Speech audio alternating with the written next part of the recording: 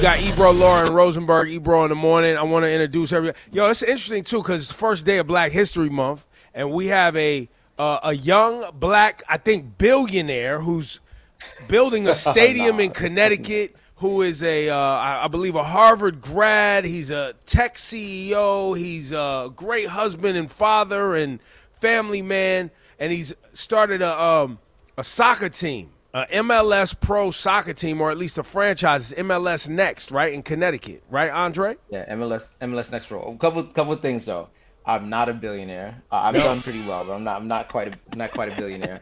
And I went to UConn, man. I'm a UConn Husky. I'm not a UConn. All Harvard right, guy. there you it go. is. Okay. There it is. Let's Okay, clear cool. that up. So MLS Next, which is pretty much professional soccer. It's minor league professional soccer, correct? Is where you're starting. Yeah, so MLS Next Pro, you could think of it as, AAA baseball or the G League to the NBA. So it's the second division of MLS. And so, Why did you? Oh, oh, sorry. go ahead, Laura. Go ahead. No, I'm just curious. Why did you pick soccer? Yeah, so there's a bunch of reasons. Look, growing up in the Bronx in the 90s, soccer wasn't the thing, right? Everybody in the fall played football or played basketball. My wife and I both ran track in college, so I was never a soccer player, but I had the opportunity to go to get a scholarship to the Hotchkiss School, boarding school up in Connecticut. And in my dorm lived a cat named Shavar Thomas from Jamaica, another right down the hall from me, another kid, Alex Blake. Shavar ended up becoming the captain of the Reggae Boys, so the captain of the Jamaican national team. And Wow. we had a really good soccer team in high school, and there was, all the coaches from all over the country and scouts from Europe and other things would be there.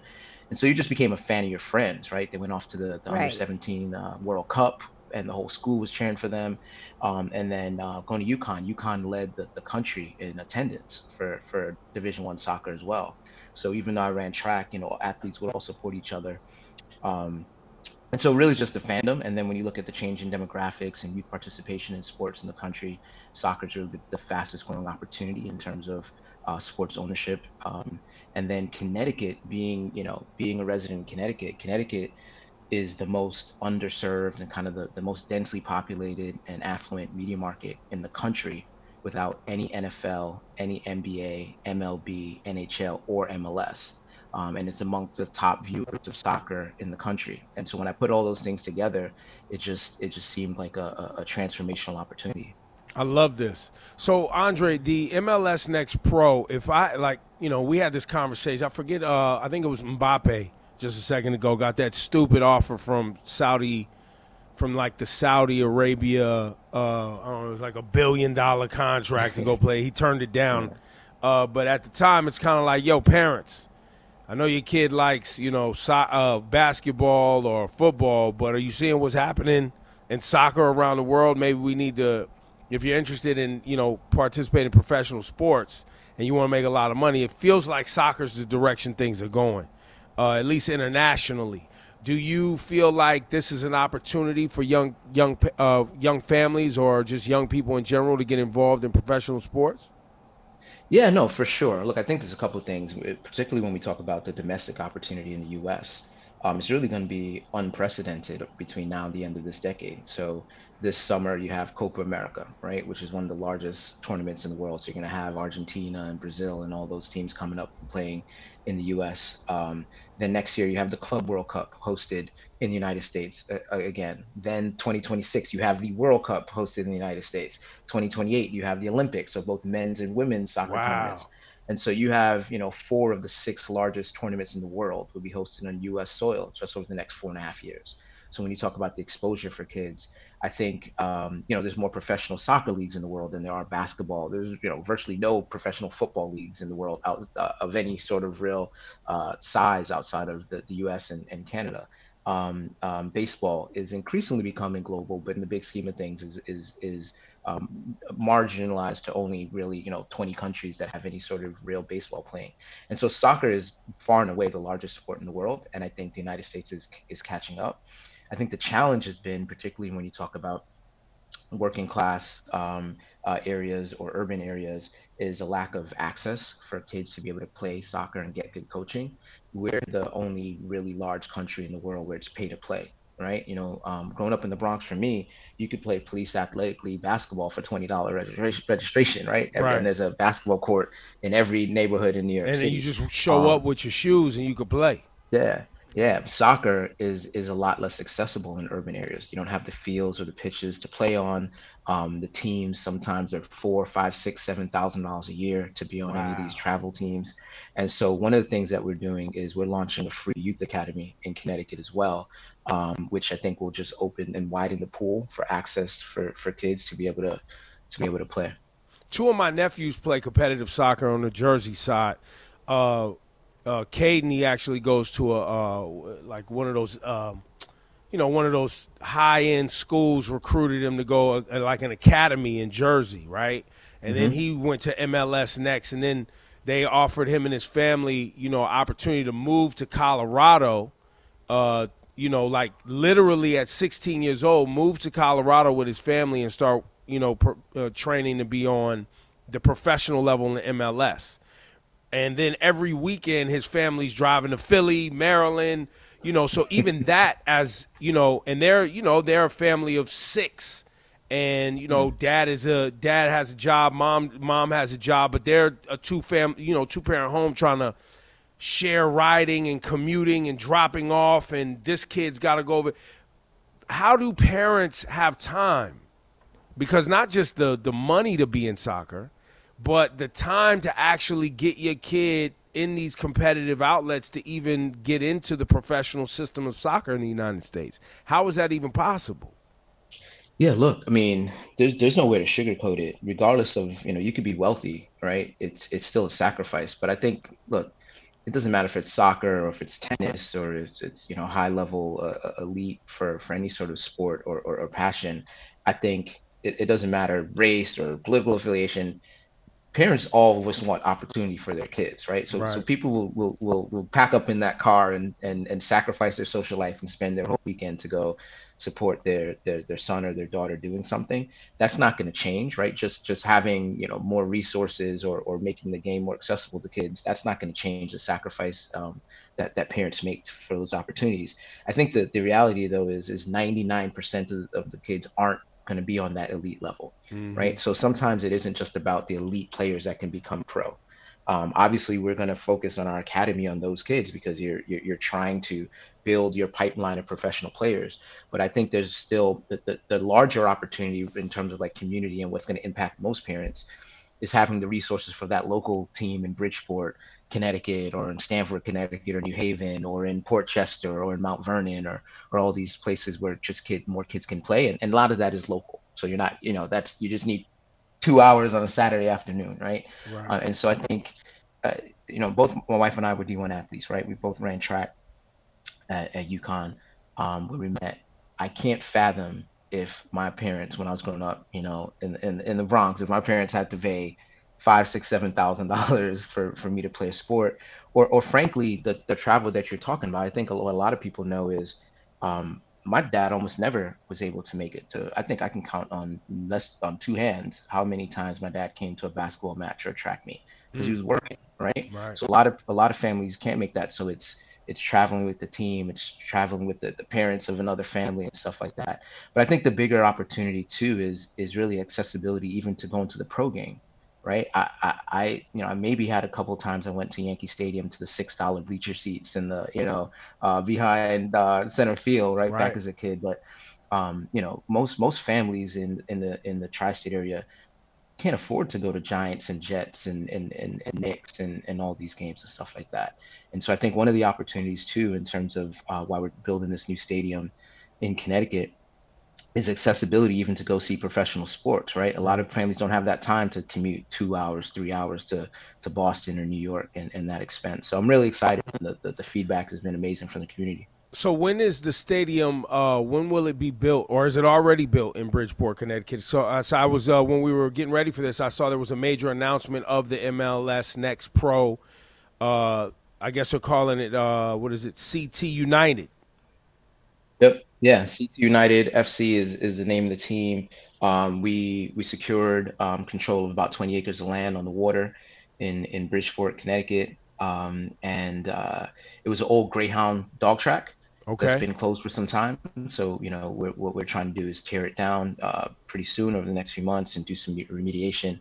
We're aiming to have that stadium ready for summer of 25, the first phase.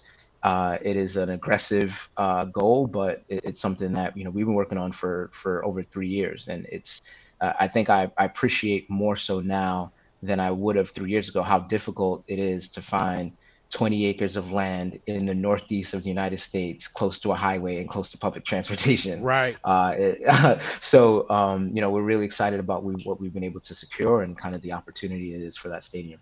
And you have the support of the mayor and the governor in the state. So this looks like it's going to happen. The only thing that may make it fall short is running out of money, which you have a lot of. So it's going to happen. Look, I mean, it's always with any sort of these kind of public-private partnerships, and you see them, very popular across the country in terms of whether it's the NFL or NBA or NHL, MLS, in terms of making this viable. A lot of the work is infrastructure, right? So it's raising, the site is on the water, so it's raising from FEMA floodplain, it's sewage, it's remediation of the site to make it safe. So a lot of that stuff is infrastructure that I think is normally the expectation of a city or a state to provide, so that the private capital can go to the project. And look, the first institutional investor that I had in my tech startup was the state of Connecticut. They got in at a $1.5 million valuation, and the state of Connecticut got out at well over $100 million. So I've been kind of I've made a lot of money for the state in terms of the projects that I've done, and I don't expect this to be any different. It's a challenge. It's not just the state. It's working with the community, with the zoning and community leaders, and everybody's been really exciting because of the economic impact that this could have. Well, look, man, this is dope. One, two, this is a dope way to start Black History Month. To me, we'll just call you a hundreds and hundreds of millionaire black man from the area, from the Bronx. Soon to be billionaire. Soon to be billionaire, who's part of the MLS, movement. And so now you have an MLS Next team and a stadium. When do you actually level up, or what's that process to where? Because you're the only black owner too in MLS. Yeah, I mean, what's shocking is I'm the only principal black owner, right? Majority black owner of the team for any of the major leagues associated with NFL, MLB, That NBA, part. NHL, or MLS right now, right? And so that's something I didn't, because after Michael Jordan sold the Hornets, there is no majority black owner of any of those teams in those leagues. And so that's a bit, intimidating, frankly, to be as well, and some pressure, but whatever, it is what it is. Our ownership group is we're in some conversations and expanding, and we look to put in a formal bid for the full MLS team. So kind of we have the MLS Next Pro, which is kind of the minor league team of MLS. We're gonna have the youth academy, and then we have the stadium project. And so we feel that we have the best infrastructure of any potential expansion market in the country. And we think also we can really reinvigorate the New York City media market too. What's the biggest show in town in college basketball is UConn, right? Yeah. There's a reason St. John's doesn't even want to play UConn at Madison Square Garden. Oh, he's talking crazy now. Yo, this is going left. Listen, This is going left. No. This is so. Listen, I'm just playing with you. I'm playing with you. It is what it is, right? The big show in town in Madison Square Garden for college basketball is UConn. Seton Hall fans are great. Rutgers fans are cool. This is getting nasty. Listen, no. I'm just keeping it real. I'm keeping it real. St. John fans are great, but the big show for college basketball is UConn. When UConn comes to town, that's when the tickets are most expensive in the Garden. That's when the crowd is raucous. I mean, St. John's might have something to say over the next couple of years. We're going to see what Rick Pitino does. What about Seton Hall? Our guy's the coach now, Rosenberg. Yeah, listen, these teams are all great, right? But all of them combined, right? Every other team in the Northeast combined, right? Every other team in the Northeast combined has won less championships than UConn. Oh, right? man, he took it up a notch. So, there's an opportunity. So Connecticut has already shown that it could build powerhouse teams. Well, I was going to say, the community in Connecticut clearly are rabid sports fans, right, in many different ways. And so they deserve what you're bringing them. And they're going to show up because it'll be their franchise. Yeah, exactly. They're loyal, they're prideful, they're some of the best friends in the country. And then even when I look at the opportunity for the New York City tri-state. I think just rivalry. Look, I'm the only owner from New York City. I'm the only, you know what I mean? So everybody could say, you know, the Red Bulls are in Jersey, NYC is moving to Queens, they're leaving the Bronx. I'm from the Bronx. And so when I look Oh at the man. opportunity, so when I look at the opportunity for the tri-state area, I think we could all battle it out for to be the kind of dominant player in the tri-state. Well, Andre, it sounds like you're ready for the smoke. If parents want to, you know, let's say they have a kid in college or a kid in high school that professional soccer's their path. Is there a process for kids to be seen by your youth? What is it called? The Youth Academy Youth or Academy? even MLS Next Pro? How does this work? Yeah, no, absolutely. So I think the best thing would be, and we've already had, I think, well over 600 parents reach out to us just in the last couple of weeks about, hey, how can my kid try out for a team? So ctunited.com, and right there you can go and link to the academy, sign up for the newsletter, and we'll share information about tryouts that we'll have, multiple locations tryouts that we're going to have this spring for kids to try out for the youth academy. We already have had a full-time scouting team in place for over 2 years, going to high school and travel team and college matches. We have a team out in St. Kitts right now at a combine. We're in Central America, so we're actively trying to build a team. We're not just doing this to be around. Like, I want to be good. I want to win. Like, I'm too. My ego couldn't handle losing. I don't know how owners do that. So Whoa. we want to. So we're trying to be good. It's crazy because my publicist told me, do not say you're gonna win, but you know it is what it is. Like, Well, it's too we're late. gonna try to. It's too late now. So whatever trouble you get into, don't blame it on your publicist. Exactly. Andre Swan, and it's pronounced Swanston, correct? Swanston. Yeah, Yes, sir. Andre Swanston representing the BX. He is the principal owner of CT United up there in Connecticut. New stadium 2025, Youth Academy on the way, MLS Next Pro. Andre, listen, man, thank you for just being an amazing black man and representing in the business world and representing in the sports world as well. And thank you for coming on this show and telling us what you have going on.